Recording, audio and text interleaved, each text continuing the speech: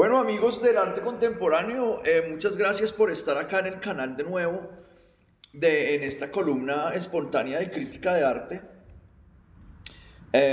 Esta es una crítica de arte en español, un poco crítica del arte colombiano, que es un arte difícil de criticar, pero es un arte sabroso de criticar también, porque es un arte que conozco más o menos bien, o sea, desde mi ignorancia. Yo podría de pronto criticar mejor el arte bogotano, digamos, pero pues em, la categoría arte colombiano engloba una serie de territorios y de condiciones bien interesantes porque son muy complicados las cosas que están metidas dentro de la categoría Colombia son muy complicadas, entonces es un arte interesante de criticar. Pero esta crítica de arte colombiano, también quiero primero darle saludo a la gente, mis amigos sobre todo, y mis detractores, que tengo no pocos detractores. um, Saludarlos de corazón, desearles lo mejor en sus empresas y en sus emprendimientos. Um,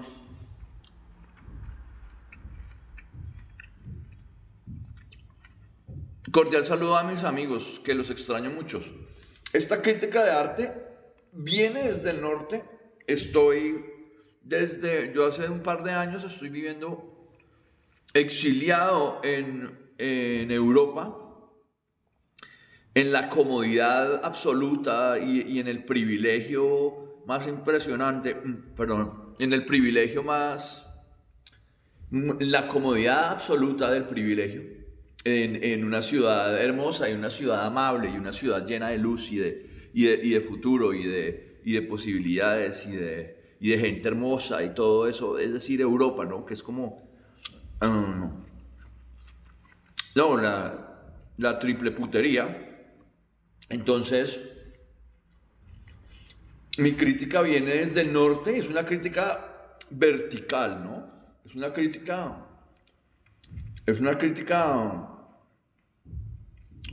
no, vertical, o sea, así, chas. Una crítica como de guillotina. Eh,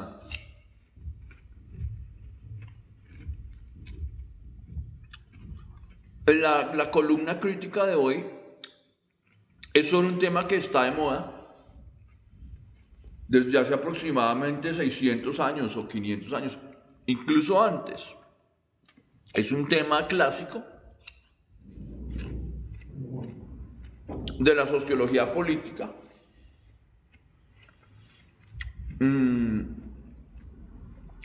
que por supuesto se expresa en las otras esferas culturales y se expresa con elocuencia en el arte y se expresa con una elocuencia sublime en el arte contemporáneo. El tema, por supuesto, es un tema, pues como les digo, trendy, es un tema que se llama racismo. Se llama el racismo en el arte.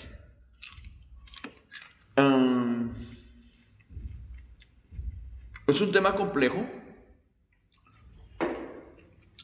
Lo abordó desde este lugar sensacional de privilegio y esplendor y, ¿cómo se llama eso? Abundancia y belleza y jerarquía histórica y económica, ¿no? Porque esto acá pues es la panacea desde Alemania. Yo vivo entonces exiliado en Europa, en Alemania. Um, y la capital alemana pues es como la cumbre de la civilización, ¿no? Entonces, ¿qué tiene que ver esto con el racismo? Que acá, como estamos en un país que tiene una historia compleja a nivel sensual, o sea, a nivel, tal vez no es la palabra, es una palabra rara, a nivel de sensitividad, no, es que ni siquiera es a nivel de sensitividad, es una historia traumática. La historia traumática, sin duda, llegó a su trauma más cabrón en el Holocausto, mediados del siglo XX. Y el Holocausto detonó un cambio a nivel mundial, un nuevo orden mundial que ya no es tan nuevo, y un nuevo fiasco mundial y toda esa vaina. El hecho es que el Holocausto el hecho del Estado Nacional Socialista Alemán, es decir, el Estado Nacional Socialista Alemán como política, traumatizó a la humanidad de una manera muy hijueputa, de una manera profunda, de una manera irreparable. Y hoy, 2023, noviembre del año 2023, es decir, casi que 70 años después, no sé cuánto bien, sentimos los ecos de la catástrofe política y de la catástrofe humana, de ese ejemplo catastrófico de el supremacismo blanco alemán, que es el supremacismo blanco estándar, o sea, que es como el epítome del supremacismo blanco en el mundo. Sin duda, el supremacismo blanco no nació con los nazis, es decir, eso hay una cosa que hay que, o sea, eso ha existido desde yo no sé exactamente desde dónde, pero eso es un struggle, una lucha que todas las tensiones históricas entre Europa, entre el norte y el sur, entre Europa y África y Asia, y los desarrollos de imperios en Europa, todos han sido como unas partes que han ido, unos fenómenos que han ido alimentando esa supremacía, digamos, imperial.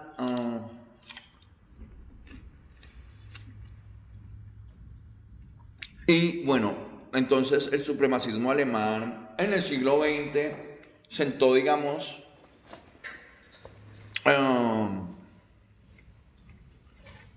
los pilares de lo que se conoce hoy en día como, no sé, como ese fascismo estándar. Aunque en Estados Unidos, digamos, la colonización de la Norteamérica pues fue un hecho brutalmente racista, y de hecho todos los procesos de colonización pues han sido supremacistas en el sentido de que han cometido genocidios sistemáticos contra poblaciones no blancas, poblaciones no europeas, poblaciones que no hablan lenguas indoeuropeas. Igual se han cometido, los imperios europeos han conquistado también no solamente América, sino otras latitudes. Entonces la catástrofe racista es una catástrofe que está por todas partes. Pero yo quería hablar más que todo, yo sé que me estoy extendiendo, sobre el racismo en el arte.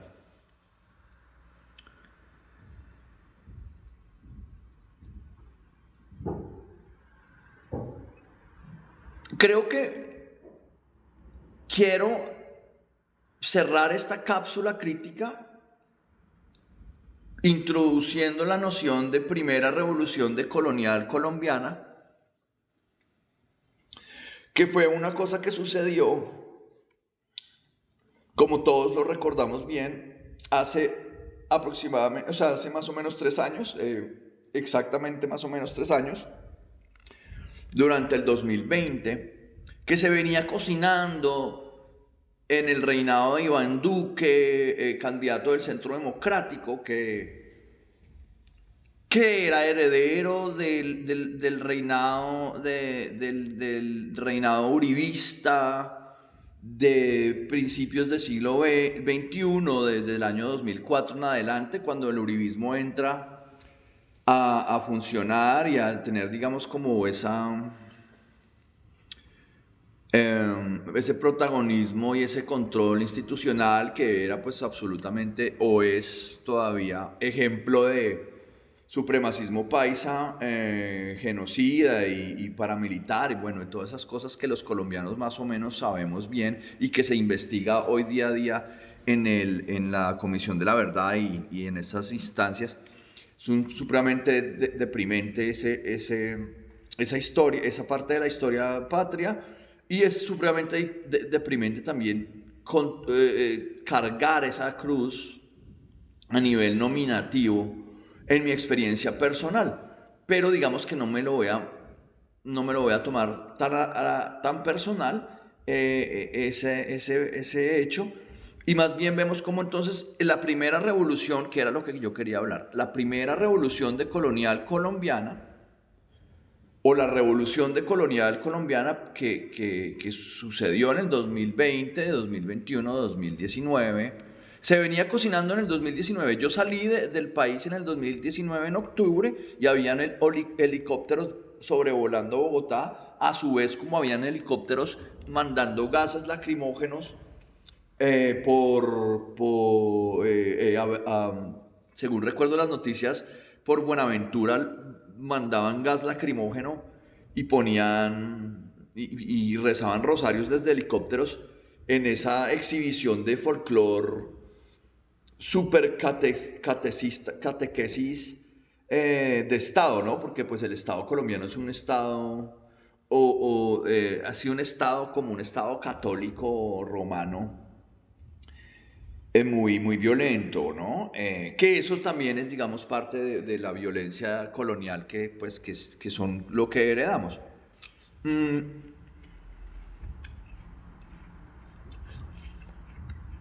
¿Y qué sucede, digamos, en este momento? Que era una cosa que yo quería decir en esta cápsula crítica.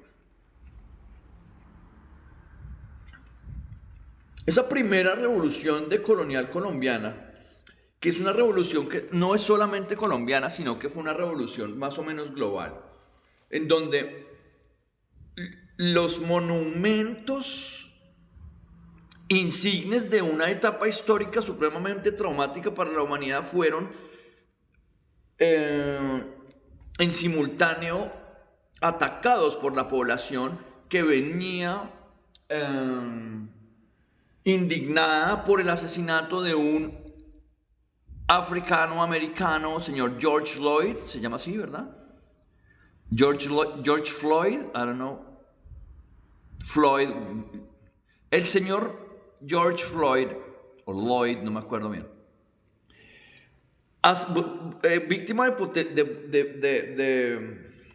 de brutalidad policial en Estados Unidos, detona una ola de indignación que se sumó a varias indignaciones que se venían cocinando en distintas locaciones, porque el mundo siempre ha sido un lugar indignante y porque las poblaciones siempre están en una dialéctica de tensión social. Entonces, por ejemplo, en Colombia teníamos el reinado de Iván Duque, que era una especie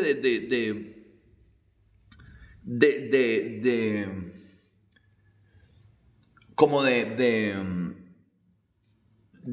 idiota político, digamos que era un idiota político, que perdió, digamos, cayó como en un delirio fascista de represión brutal, mandando gases lacrimógenos a lo loco y comprando más armas para la represión policial, hasta que eso, sumado, que es una cosa totalmente brutal, sumado al fenómeno o sea, a un fenómeno de salud global que fue la gripa del COVID-19, que fue como una peste, la peste negra del siglo XXI se llamó COVID-19 pandemia.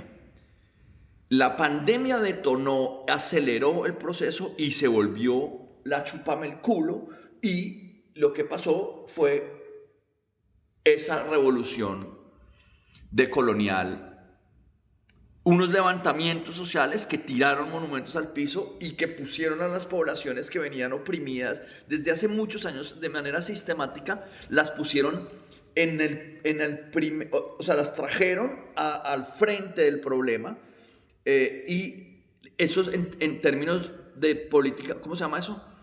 En términos de teoría posmoderna de lenguaje académico se empoderaron esas poblaciones. Entonces las negritudes, por ejemplo, los movimientos indígenas, los movimientos sociales, es decir, las clases que siempre han estado en tensión y en lucha de clases,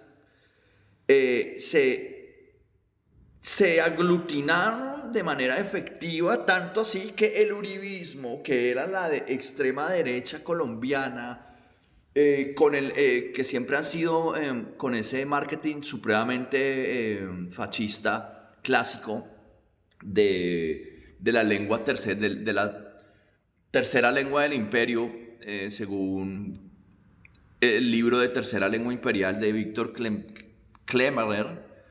Ese es un tipo de ejercicio fascista en el lenguaje, cuando se utilizan esos eufemismos como centro democrático. El centro democrático perdió el poder y lo perdió frente al movimiento, ¿cómo se llama el movimiento de Gustavo Petro? No me acuerdo. La vida, no sé qué de la vida, o el movimiento verde, o ¿cómo se llama? No sé. En todo caso, lo perdió en unas elecciones democráticas, en unas elecciones en paz, más o menos. Perdió el poder el centro democrático, y eso fue una consecuencia de toda esa superconvulsión global que quería exponer acá. Es decir, creo que nos ha quedado claro que el concepto que estoy acá introduciendo se llama Primera Revolución Decolonial Colombiana. De pronto dejémoslo en solo Revolución Decolonial Colombiana, porque pues no sé si hace falta una segunda, ¿me entiende? Porque las revoluciones también son un momento muy convulso, ¿no? Y complejo, es decir, pero efectivamente ya hubo una primera. Estará por verse si se va a hacer ya cada cierto tiempo otra, por ejemplo, destrucción de monumentos, porque todas esas cosas al tiempo le dieron como un corte histórico a la historia contemporánea. Es decir, los desarrollos sociales históricos, a pesar de que sea el fin de la historia y toda esa mierda que siempre nos ha amenazado de que ya se está acabando todo. Se está acabando todo, pero está cambiando. Y lo que cambió fue entonces esa revolución decolonial. Y eso en términos del tema de hoy, que era racismo en el arte o racismo en el mundo. No sé cuál era el tema ya. Se ha perdido el hilo de la conversación. Esa revolución pone de nuevo el tema del racismo en el arte y en el mundo de frente de una manera muy dura. Porque la tensión social, sobre todo en el arte suramericano, en el arte suramericano,